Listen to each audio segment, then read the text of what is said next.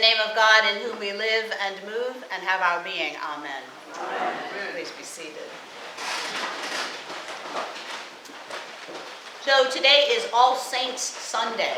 It's a wonderful day that comes around each year on the church calendar when we intentionally celebrate what we like to refer to as the communion of saints.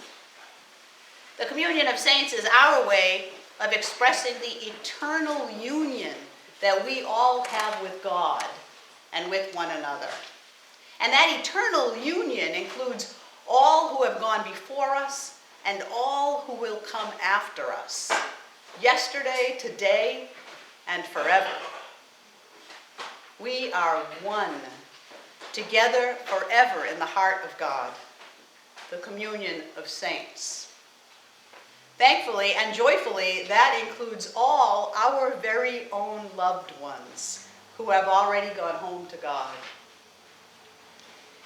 Now, we don't know exactly how it will be that we will all be held together forever in the love that is God, but we do know that it will be that we will all be together forever in the love that is God. Oh, happy day, as the old gospel song proclaims. Oh, happy day. But in the meantime, here we are, the rest of us, plodding along, still trying to figure our way out through this often very challenging adventure that we call life. Fortunately, Jesus has shown us the way. In fact, as you know, early Christianity was actually called the way, precisely because it was an amazing new way to be in the world as followers of Jesus, the Christ. So how is that? Well, we're blessed enough to actually have it in black and white, passed down for more than 2,000 years from one generation of Christians to another. But, do you remember that little game that we used to play when we were kids called Pass the Secret? So in the game, the first person says something and whispers it to the next person, who then whispers it to the next person, who then whispers it to the next person, etc., etc. Until it finally comes back around, and it's never the same. It's never the same at the end of the circle as it was at the beginning of the circle. Never. Sometimes I think that might be part of what has happened to Jesus' teachings down through the ages. Now, that's a nice, gentle, optimistic way of thinking about it. Others might say that the message of the gospel, the message of Jesus' way, has been quite purposefully co-opted and diluted and tainted by the powers that be. From the very beginning. Perhaps the truth is somewhere in between those two things. Perhaps the truth is in the middle, where it usually is. So, if I were to look around at the dominant culture today, I might think that Jesus' Beatitudes from the Gospel of Luke would go something like this. Blessed are you who are rich.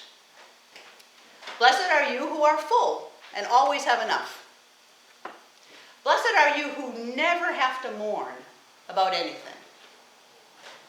Blessed are you when people exalt you, when they include you and glorify you and make a big deal out of you on account of the fact that you're a Christian.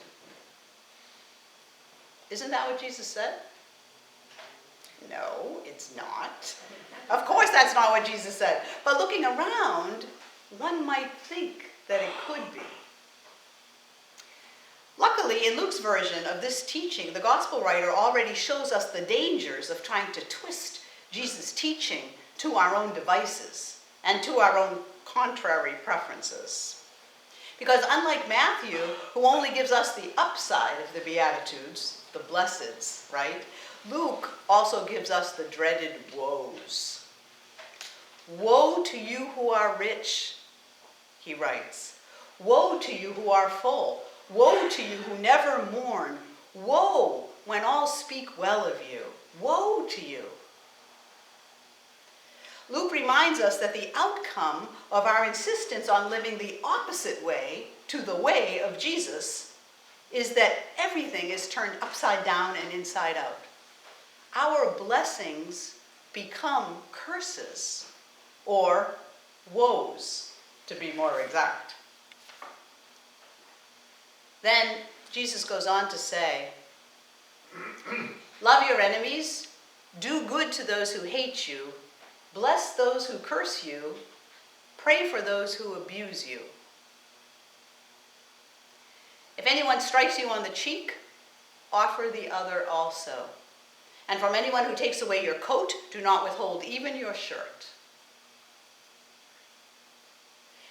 Give to everyone who begs from you. And if anyone takes away your goods, do not ask for them again. Do to others as you would have them do to you. This is the way of Jesus. So let's do a little show of hands. Who is actually doing all this? Anyone? Yeah, me neither. Me neither, folks. Right, and we are the Christians. We are the Christians. We are the people of the way. It just turns out that most of the time, it's a different way. Or maybe it's someone else's way. Or maybe it's just my way. But it's certainly not the way of Jesus. Certainly not. To be honest, the way of many Christians, individuals and institutions, the way of most Christians is not the way of Jesus. It's just not. But the good news, literally, the good news is that if God has given us this way of life, then God will most assuredly give us the grace to live this way of life. Most assuredly. You can bet your life on that. And we do. We do. And more good news, we don't have to do it alone. In fact, we cannot do it alone. We can't do it alone, and we don't have to. Remember the communion of saints. We have a great cloud of witnesses, as St. Paul says, praying for us, helping us, companioning us, and urging us on from eternity as we seek to do our best to live the way of Jesus the Christ. Those in eternity are always still with us, and for us, I would add. We can and should depend on their love and prayers, and we do, whether we realize it or not. None of this is easy. In fact, it's entirely difficult and extremely challenging and completely countercultural. But it can be done. God would never have asked us to do it otherwise. This is how Christians are supposed to change the world. This is exactly how Christians are supposed to change the world. But we need each other to do it. And thanks be to God, we have each other to do it. We have each other, and we have all the saints, yesterday, today, and forever. And that's a lot of saints.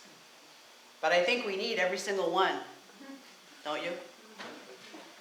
Amen. Amen.